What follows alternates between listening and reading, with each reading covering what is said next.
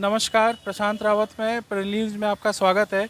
जैसा कि जेम्स कुमार यादव भैया अभी यहाँ पे खड़े हुए हैं, जो कि रजत के युवा नेता हैं, तो आइए इनसे कुछ बात करते हैं। जैसा कि मैंने आपको कल बताया था कि हमारे माननीय मंत्री नीतीश कुमार जी कल समीक्षा बैठक किए थे शराबबंदी को लेके, तो उसके बारे में क्या कहना चाहेंगे? बताइए भैया।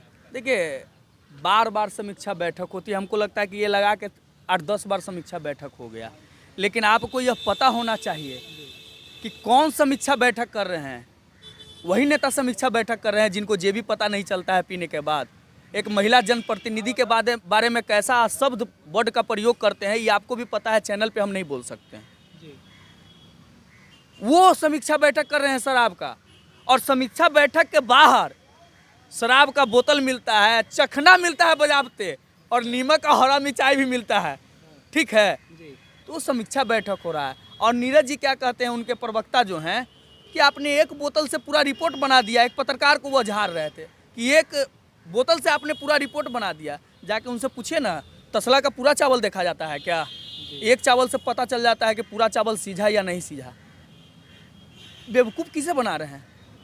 अरे ये समीक्षा बैठक नहीं, चेहरा चमकाना काम है। लोगों के बीच में एक मैसेज देना है कि हम बार बार बैठक कर रहे हैं, समीक्षा कर रहे हैं। क्या समीक्षा कर रहे हैं आप? आप तो कहते हैं कि हम CCC से कंप्रोमाइज नहीं करते हैं। लोग CCC सुनते सुनते लोगों को फुल फॉर्म, जो नहीं भी पढ़ा लिखा है उसको भी पता हो गया फुल फॉर्म उसका। लेकिन आप जाके देख लीजिए, 100 रुपया में थाना प्रभारी बिक जाता है। बिना पैसा दिए हुए आपको चार्जशीट नहीं मिलेगा, FIR आपका नहीं होगा, FIR आपका नहीं होगा। आप किसी ब्लॉक में चल जाइए, आपको आय बनाना है, उसके लिए पैसा देना पड़ेगा। तो भाई जब तक आप नहीं सुधरिएगा, क्योंकि और कैमरा बंद करके आप रिपोर्टर हैं, किसी थाना प्रभारी के पास जाइएगा और कैमरा नीचे रख दीजिएगा, उससे बात कीजिएगा, तो कहेगा ना कि जानते हैं सर, ऊपर में पहुंचाना पड़ता है हमको। अब बात सही है, अगर ऊपर में वो नहीं पहुंचाएगा। आपको RCP टैक्स के बारे में नहीं मालूम है क्या? जी मालूम है सर, मालूम है। हाँ, तो वो RCP टैक्स देना पड़ता है। अच्छा, और वो ऊपर तक जाता है, और जब तक मंथली नहीं देगा वो लोग, बेचारा का ट्रांसफ़र पोस्टिंग सब रुक जाएगा। सर एक बात बताइएगा, जैसा कि अभी जो पटना के DGP महोदय थे, उन्होंने एक ऐलान किया है कि जिस भी एरिया में पाया जाएगा वहाँ के थाना के जो भी थाना अध्यक्ष होंगे उनको सस्पेंड किया जाएगा। ये क्या मामला है? देखिए, ये सिर्फ कहने की बातें हैं। आप हमारे साथ चलिए, किस थाना अंतर्गत में शराब नहीं मिल रहा है, तब तो पूरा डिपार्टमेंट को सस्पेंड कर देना चाहिए और नीतीश कुमार जी को सस्पेंड कर देना चाहिए। क्योंकि अगर कोई थाना के अंतर्गत शराब बिकता है, उस थाना प्रभारी को आप सस्पेंड कीजिएगा। चलिए, आपका मान लिया सस्पेंड कीजिएगा, वो थाना तो बिहार में आता है ना।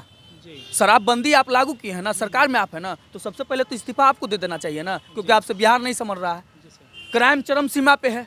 आप डेली अखबार का पन्ना पलटते जाइए, प्रतिदिन पलटिएगा, आपको लूट, हत्या, रेप, डकैती। अरे सरकारी आंकड़ा है भाई, 4 गुना अपराध बढ़ गया, 4 गुना अपराध बढ़ गया। और ये कहते हैं क्या कि हम सुशासन की सरकार चलाते हैं। तो ये राक्षस राजू की सरकार है, समझे जी। जो राक्षस, देखिए राक्षस कौन होता है? क्राइम भी करता है और अपने आप को बहुत बड़ा बलवान भी समझता है। वही लोग हैं, थेथरोलॉजी में PhD कर चुके हैं। तो अभी जो मंत्री लोग जदयू के बोल रहे हैं कि चुनावी मुद्दा बना के आप लोग शराबबंदी को लेकर चुनाव लड़िएगा, उसके बारे में आपकी क्या प्रतिक्रिया? लड़ लेना भाई, हम तो कह रहे हैं ना कि जो बोल रहे हैं वो आज तक चुनाव नहीं लड़े हैं। सुशील कुमार मोदी जी बोल रहे हैं आज तक वो चुनाव नहीं लड़े हैं, ये आपको भी पता होगा। तो जो चुनाव नहीं लड़ा उसको चुनाव का ABCD क्या पता होगा? सही बात। जो मुखिया का भी चुनाव नहीं लड़ा है उसको ABCD क्या पता होगा? तो पहले वो तो चुनाव लड़ लें, और शराबबंदी पर लड़ लें। इसका मतलब है कि सारा मुद्दा विफल है। आप बिहार को विशेष आप विकास नहीं करवा पाए, बिहार को विकास से दूर रखें, इसलिए तो आप कह रहे हैं।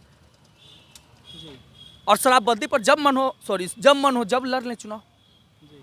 और सर अंत में मेरा एक सवाल आपसे ये है कि कंगना रनावत के बारे में क्या कहना चाहेंगे? जैसा कि वो बोल रही हैं कि जो हम लोगों को 1947 में जो आज़ादी मिला वो भीख है, उनके बारे में क्या आपका प्रतिक्रिया है? देखिए, हमारे देश के लिए ये बहुत ही दुर्भाग्य की बात है, समझे, कि जो हमारे देश का अपमान करता है, हमारे शहीदों का अपमान करता है, जो देश के विरुद्ध बात करता है, जो कोरोना काल में हमारे देश के लोग जितने भी अव्यवस्था के कारण मरे, उनका अपमान करता है, उनके सब का अपमान करता है। और ये कहती है कि भाई वो जो सब गंगा में प्रवाहित है वो हमारे देश का नहीं है, ऑक्सीजन से लोग नहीं मरे। वैसे लोगों को वायु सैनिक का सुरक्षा मिलता है, ठीक है, वैसे लोगों को पद्मश्री अवार्ड मिलता है। तो ये हमारे लिए, देश के लिए दुर्भाग्य की बात है। और देश कहाँ जा रहा है ये आप भी देख सकते हैं और हम भी देख सकते हैं। ठीक है सर।